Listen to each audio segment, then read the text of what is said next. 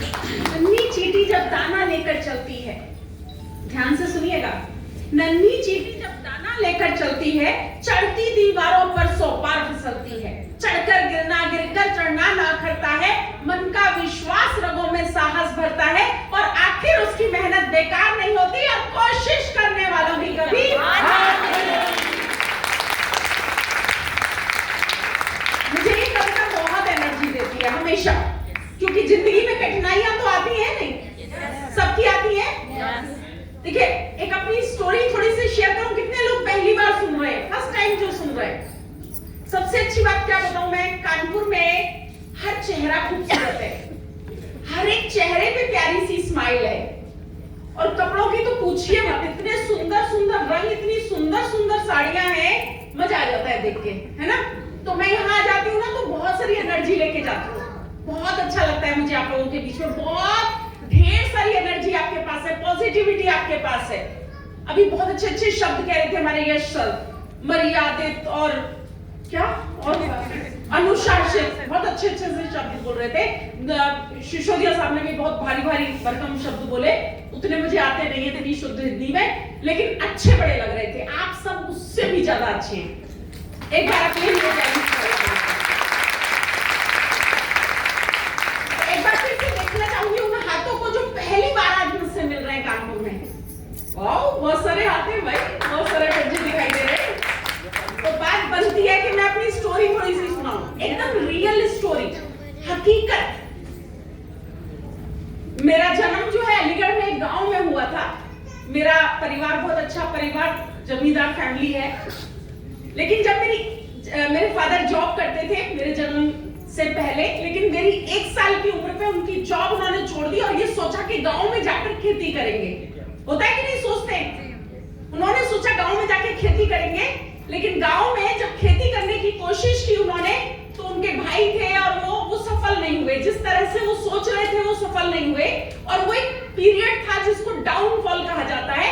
उन्हें समझ में आ गया कि मैं अपने बच्चों को वो शिक्षा नहीं दे पाऊंगा, वो साधन नहीं दे पाऊंगा जो मेरे बच्चों को देने चाहिए।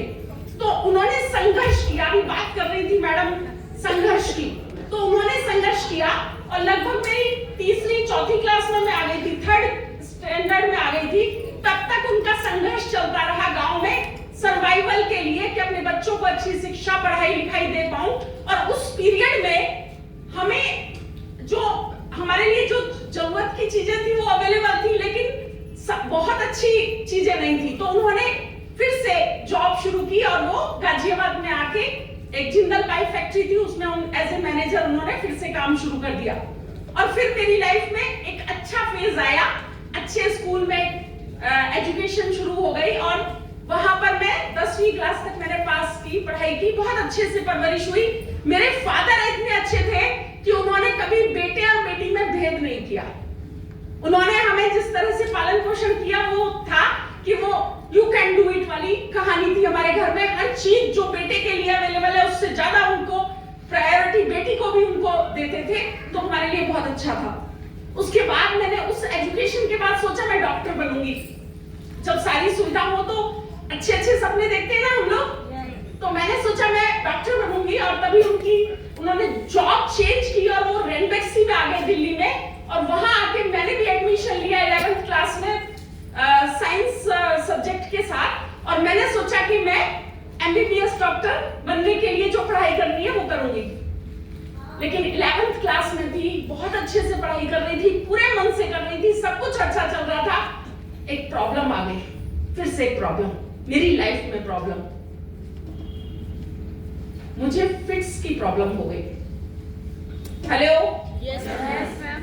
किसी लड़की को 11th क्लास में फिट्स की प्रॉब्लम हो जाए तो उसका सपना जो है डॉक्टर बनने का टूटेगा या नहीं टूटेगा?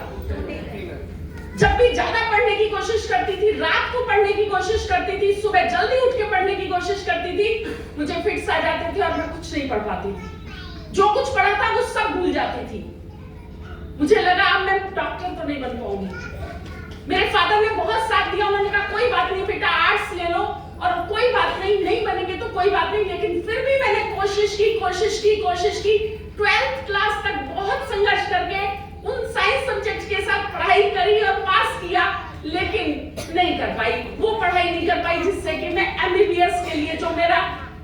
मेडिकल टेस्ट है उसको क्लियर कर पाती।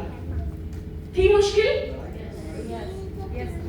उसके बाद ट्रीटमेंट वगैरह सब कराया, सब कुछ हुआ, लेकिन ग्रेजुएशन की वो भी ओपन उससे की, ग्रेजुएशन कंप्लीट की।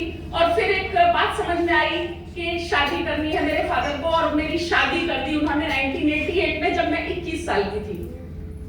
हेलो, कभी कभी हमारी जिंदगी में कुछ ऐसी चीजें टूटती हैं तो हमें लगता है ना कि मुश्किलें आ रही हैं, लेकिन देखिए मेरे साथ ऐसा हुआ। और जैसे ही मेरी शादी हुई मुझे लगा कि अब जिंदगी में कुछ और मैं बेहतर करूंगी, कुछ ऐसा होगा। लेकिन शादी के बाद मुझे और बहुत सारे चैलेंजेस मिले। कितने लोग हैं जिनको शादी के बाद चैलेंजेस आते हैं? एक बार हाथ उठाइए। शादी के बाद कैसे चैलेंजेस आते हैं? बहुत तरीके के चैलेंज आता है। परिवार में एक दूसरे से, मेरी 2 सास थी, एक चाची सास और एक मेरी अपनी सास, और दोनों अनपढ़ थी। अभी मेरे घर वालों को भी ये डर था कि एक सास को झेलना मुश्किल होता है, या तो 2 सास हैं एक ही साथ रहती हैं। वो एक टेंशन कि वो अनपढ़ है और मैं पढ़ी लिखी हूँ, और उनके और मेरे विचारों में कितना अंतर होगा। और एक और मुसीबत जो आती है कि पति उन्हीं की बात मानता है, जैसा वो कहेंगे। अब उसको समझा नहीं सकते। अभी देखिए लेडीज हंस रही हैं, होती है कि नहीं ये चैलेंजेस? और इतने सारे चैलेंजेस के बाद एक और प्रॉब्लम कि इनकम का सोर्स जो था, जो प्रॉपर होना चाहिए था, वो नहीं था। और एक और समस्या बहुत बड़ी आ गई मेरे साथ कि मेरे पापा की मेरी शादी के 3 महीने बाद डेथ हो गई।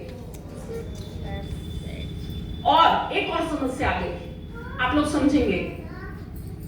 मैं शादी के बाद, आप ये समझिए कि दिसंबर में शादी हुई है और लगभग 10 महीने बाद मैंने एक बेटे को जन्म दिया है कि नहीं? बहुत सारी चैलेंजेस, लेकिन इन सब चैलेंजेस के साथ भी हिम्मत होती है औरत के अंदर, इसलिए सारी चीजों को मैनेज करने का दम रखती है या नहीं रखती? एक बार महिलाओं के लिए जोरदार ताली बजाएं।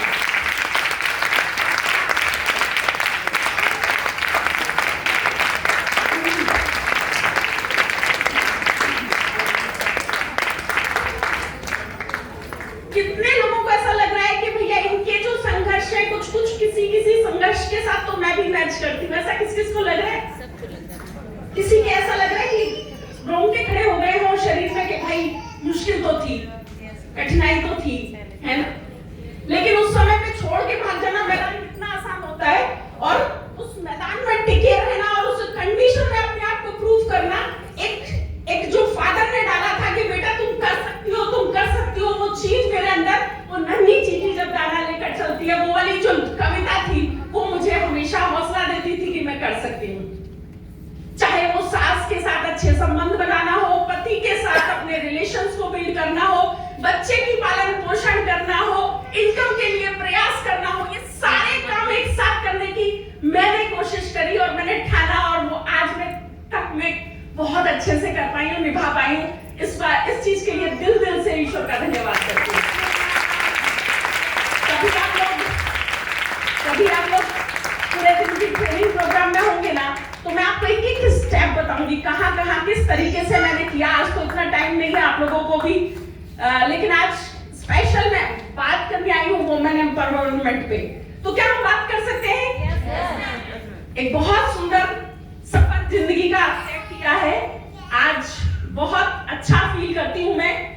क्या है वुमेन एम्पावरमेंट? क्या है ये शब्द जो है आज हम सुन रहे हैं सुबह से? महिला दिवस, अंतरराष्ट्रीय विश्व का ये जो महिला दिवस है, वुमेन एम्पावरमेंट डे है, ये क्या है? वुमेन एम्पावरमेंट क्या है?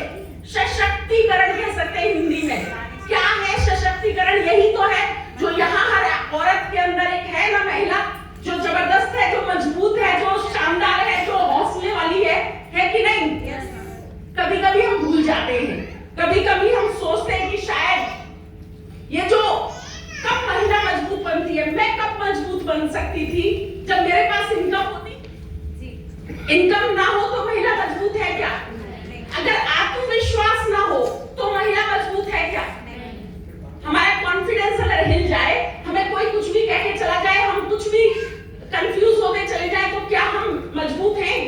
ये जो चीजें हैं बहुत सुंदर, इनकम, आत्मविश्वास, और आजादी, ये जो आजादी है ये हमारे पास अगर हो, हम जो चाहे वो डिसीजन ले सकें, जो चाहे वो कर सकें, अगर ये सब है तभी तो हम मजबूत हैं। कितनी महिलाएं हैं जो यहाँ वास्तव में इन तीनों चीजों के साथ हैं, या कितनी ऐसी महिलाएं हैं जो इन तीनों चीजों को पाना चाहती हैं? मैं एक बार आपके हाथ उठे देखना चाहती हूँ। अब ये क्यों इंपॉर्टेंट है? इंपॉर्टेंट है या नहीं?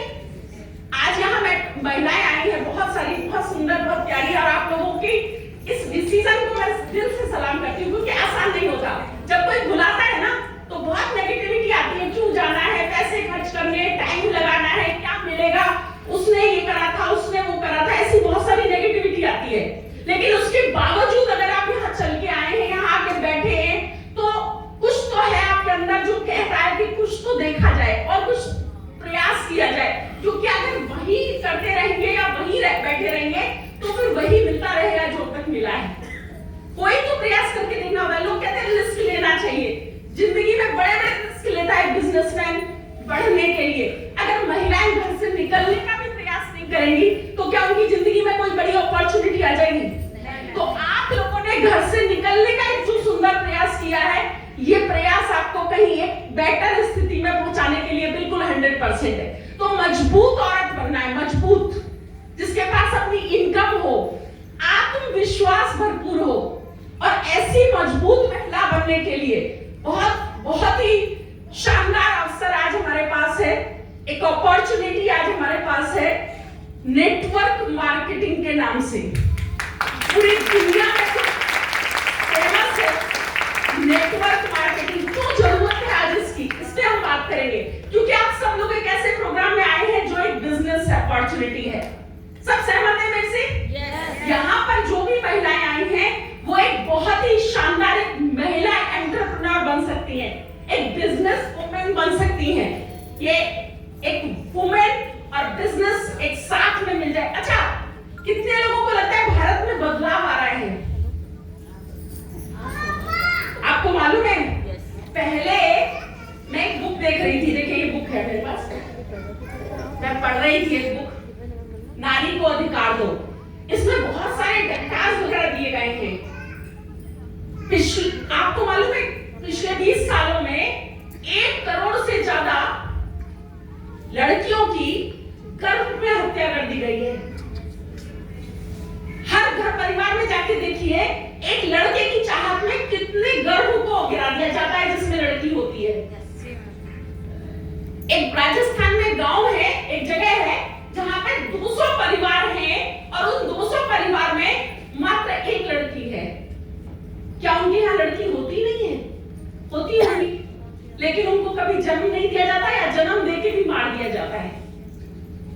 हमारा देश में ऐसी भी जगह है जहां लड़कियों को पैदा ही नहीं होने दिया जाता, और ऐसी भी जगह है जहां 6 लड़कियां हो गई तो भी एक लड़के की चाहत में और लड़कियां पैदा हो रही हैं, और उनको वो इज्जत और वो प्यार नहीं मिल रहा जो लड़कों को मिल रहा है।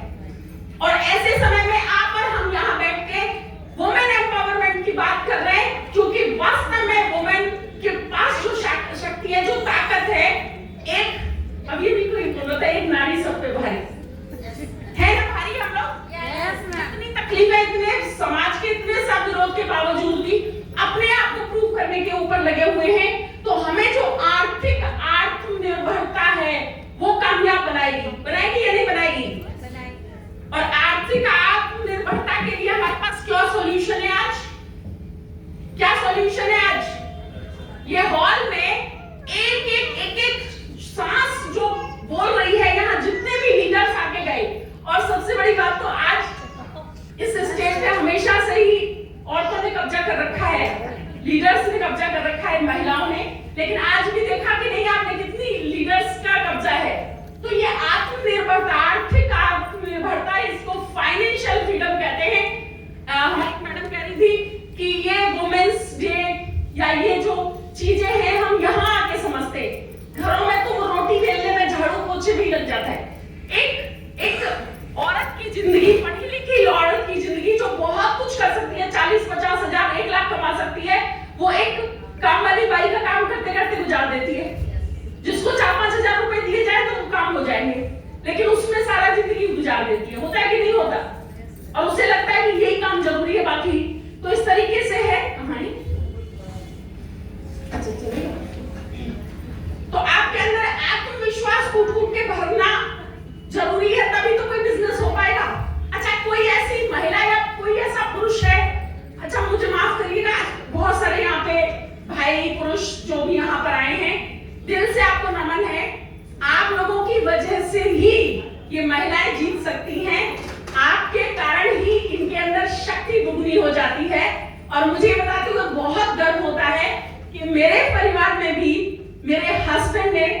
दिल से मेरा साथ दिया, जिसकी वजह से आज मैं यहाँ तक पहुंची और आज भी मेरा साथ दे रहे हैं।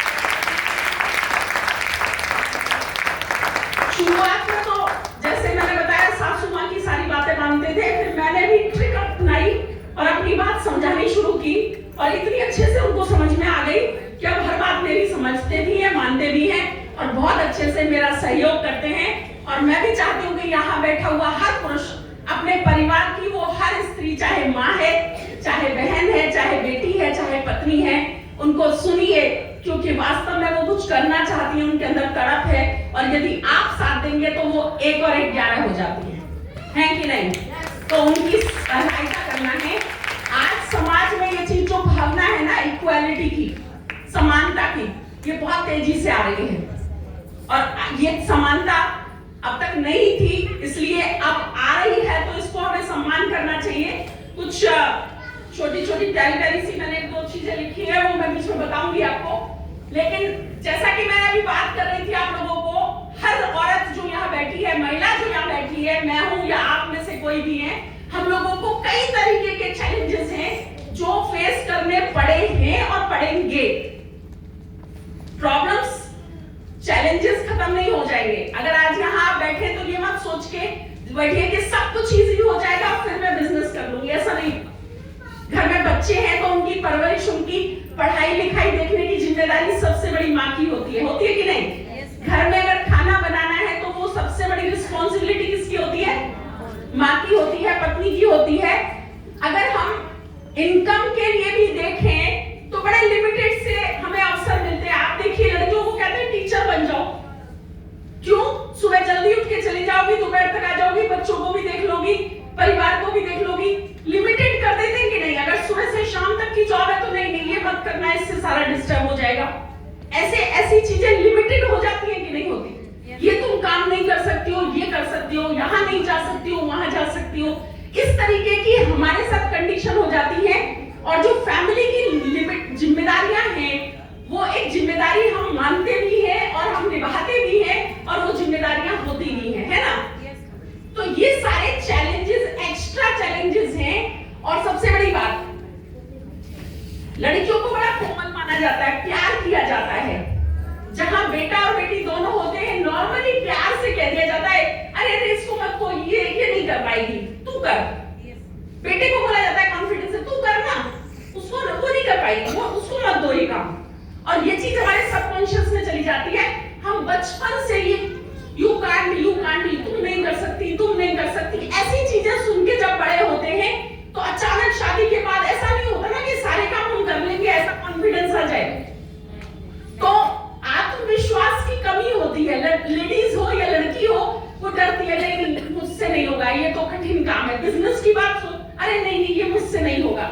आप लोगों ने भी देखा होगा ना घरों में, शायद आपने भी कहा हो, किसी ने आपको ये बिजनेस की बात करी हो और आपने कहा नहीं मुझसे बिजनेस कहाँ होगा, मेरे से तो नहीं होगा।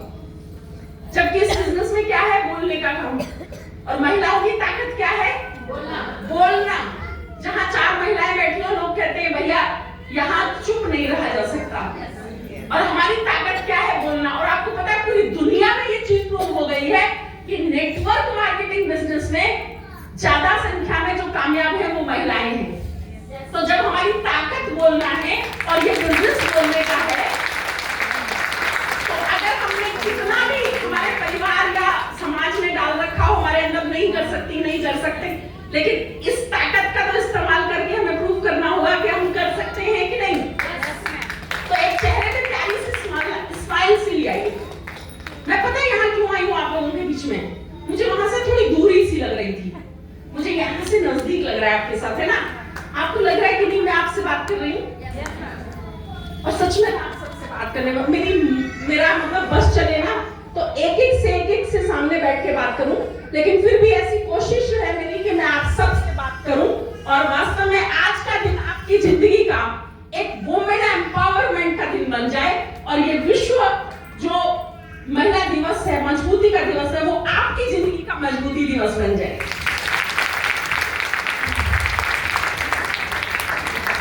आज हमारे यश सर ने बिजनेस बताया कि नहीं समझाया?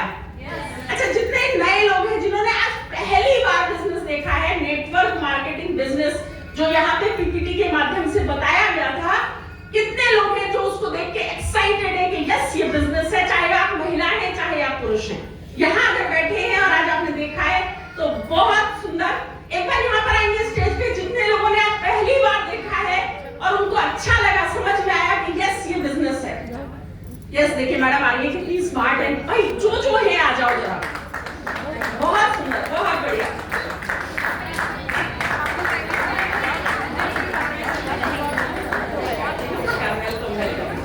ये सब नए लोग हैं जिन्होंने आज बिजनेस देखा है, आज नए गेस्ट हैं ये लोग और इनको अच्छा लगा है। अच्छी बात क्या है, इनको अच्छा लगा है, ये बहुत बड़ी बात होती है। मैं दिल से इनको बधाई देना चाहती हूँ। देखिए आइए प्लीज आइए, देखिए इनके चेहरे की चमक देखिए।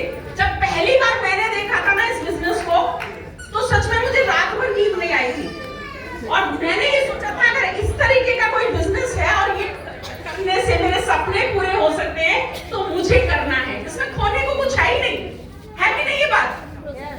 आप लोगों को लगा कि इसमें कुछ खोने जैसा है क्या? कुछ बातें करनी है, बोलना है, बताना है और विश्वास मानिए हर बात हर व्यक्ति तो हमारी मानता नहीं। मानते हैं क्या? घर में बच्चे भी नहीं मानते, पति तो बिल्कुल नहीं मानते, है कि नहीं? लेकिन हम मनवा लेते, हम भी अड़ जाते हैं कि भैया मनवा के रहेंगे, कुछ से मनवा भी लेते हैं और कुछ से नहीं भी मनवा पाते, तो दुनिया में लोगों की कमी नहीं है। विश्वास मानिए अगर आपने आज ये बिजनेस पहली बार देखा है और आपको अच्छा लगा है तो अपने आत्मविश्वास को ठोक बजा लीजिए, आप 100% इस बिजनेस को करेंगे। और ये जो लीडर बैठे हैं ना हमारे, ये सारे लीडर्स जिन्होंने यहाँ पे प्रूव करके दिखाया है, इनसे भी ज्यादा ताकतवर लीडर के रूप में आप यहाँ दिखाई देंगे। ऑल द बेस्ट, आप लोगों के लिए बहुत बहुत वेलकम। प्लीज जल्दी सीट पे बैठिए, बहुत सुंदर।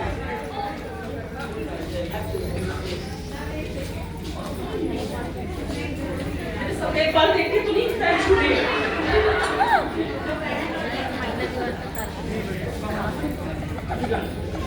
देखो मेरे सफेद बालों